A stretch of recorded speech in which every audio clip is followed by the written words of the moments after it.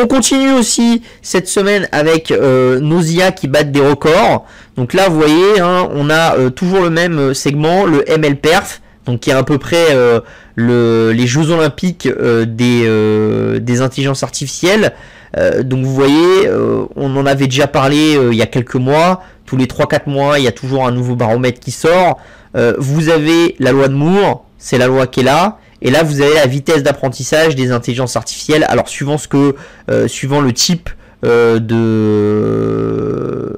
problème que vous essayez de résoudre, d'accord. Donc, vous avez ResNet, les masques RSCCN, etc.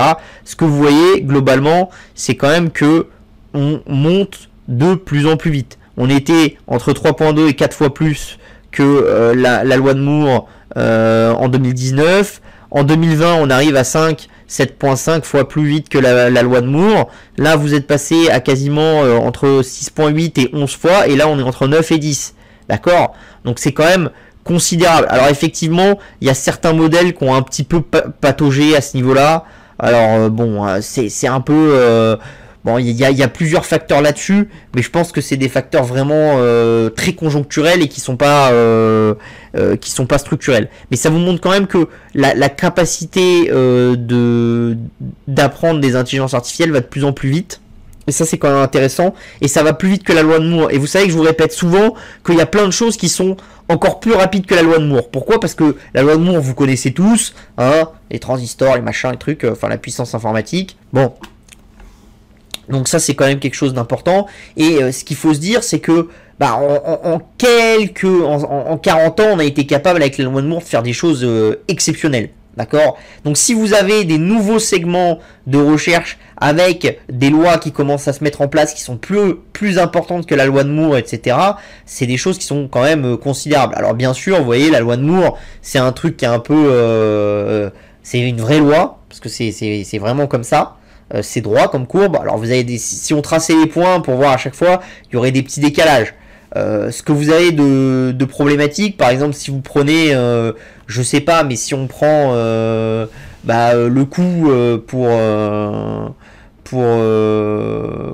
voir le génome de quelqu'un et l'avoir de A à Z, ça va pas faire une ligne comme ça qui descend le coût. Le coup, ça va faire un truc qui va descendre comme ça, puis comme ça, puis comme ça. Donc, c'est moins une loi, etc. Mais ça ne change pas qu'il y a quand même énormément de choses qui vont plus vite que la loi de Moore. Le coût pour avoir le gène de quelqu'un, le coût de la viande de laboratoire, la vitesse d'apprentissage des intelligences artificielles, enfin énormément de choses. Alors comparaison n'est pas forcément raison, on est d'accord, c'est d'autres systèmes, c'est d'autres manières de créer de l'innovation, etc. Mais ça montre quand même que la vitesse pour améliorer nos systèmes, elle va de plus en plus vite. Et ça, c'est quand même quelque chose d'intéressant parce que j'ai quand même du mal à me dire qu'en étant de plus en plus intelligent, en ayant une capacité d'aller de plus en plus vite, on va pas réussir à régler nos problèmes actuels. Voilà, on aurait du mal à innover et on aurait à chaque fois qu'on a une nouvelle innovation, quelque chose qui va moins vite et sur lequel on arrive moins vite à régler les problèmes que les innovations précédentes, je dirais qu'on est dans une phase de décélération. Moi, ce que je vous raconte toujours et ce que je vous explique et ce que je pense vraiment, et c'est pour ça que je suis positif, j'ai quand même l'impression que dans l'innovation de l'humanité et dans la recherche, on est encore dans la phase d'accélération du moteur. Donc ça, c'est quand même quelque chose qui nous rend ultra positif. Alors là, je vous ai mis les différents classements, hein, donc avec les différentes entreprises, la vitesse, etc. Donc vous avez ResNet, vous avez les images médicales, etc. Là, vous avez l'object detection avec le lightweight. Là vous avez l'object detection, les heavy, donc le masque air.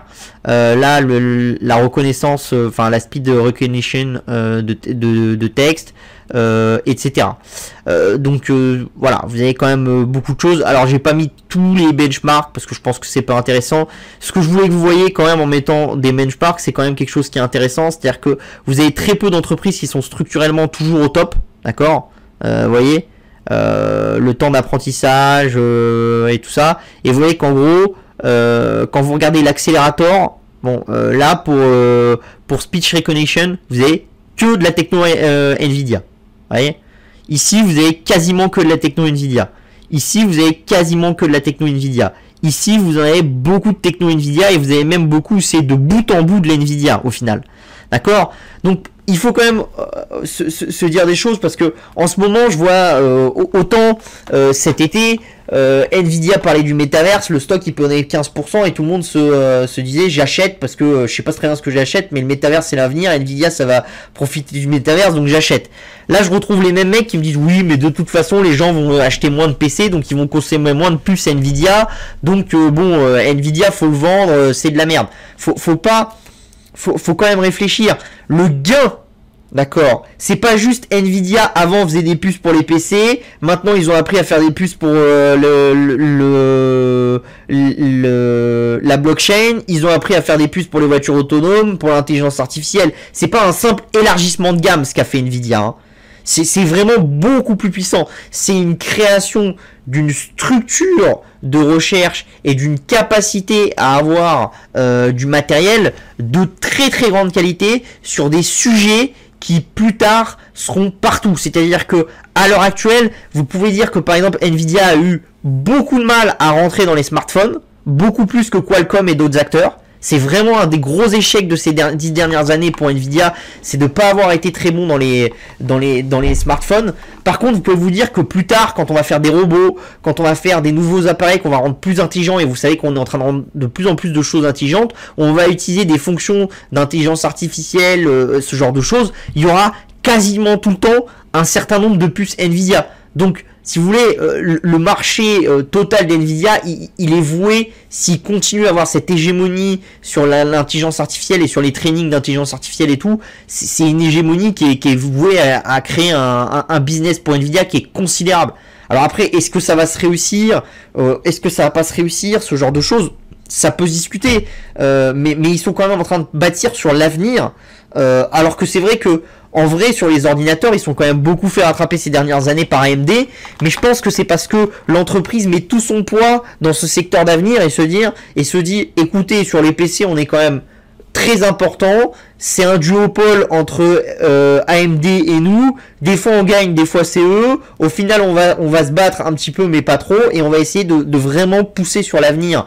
Et ça c'est important quand vous essayez de comprendre des technos, des choses comme ça, il faut faire abstraction du bruit du marché. C'est-à-dire que quand le marché il est on fire, faut pas vous dire à chaque fois que vous voyez une techno, putain c'est génial, ça va marcher, tout le monde va l'utiliser demain, et quand le marché est déprimé, faut pas voir les trucs en disant ah cette entreprise elle fait ça mais c'est de la connerie, de toute façon au final c'est qu'un élargissement de gamme, pourquoi est-ce qu'ils investissent des milliards là-dessus, ça sert à rien, etc.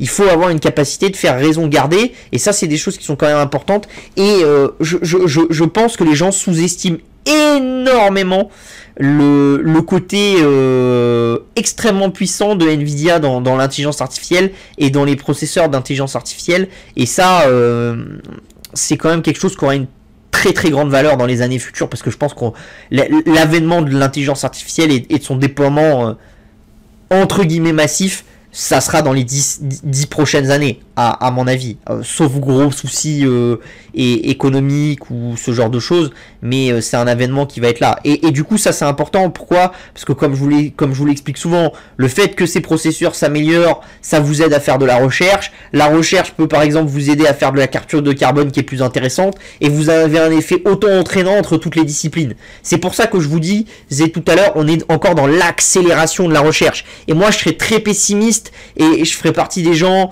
peut-être décroissants, comme on a avec Jean Covici, etc. Si on était dans une décélération de la recherche, d'accord, si on sentait quand même que on allait moins vite qu'avant. Moi, j'ai l'impression qu'on va beaucoup plus vite qu'avant. Alors peut-être que c'est une impression et qu'elle est mauvaise, mais pour se voir toutes les semaines et en parler, et encore on parle pas de tout, j'ai quand même l'impression qu'on n'était pas du tout sur ces vitesses d'amélioration, et quand on prend des métriques, voilà, vous comparez à la loi de Moore ou ce genre de choses, vous voyez bien quand même que ça va beaucoup plus vite. Quand on compare aussi les vitesses d'industrialisation de certaines technologies comparées à certaines anciennes technologies, bah ça va plus vite, les cycles d'innovation ils se compriment, etc. Donc on a quand même l'impression que cette accélération est toujours là.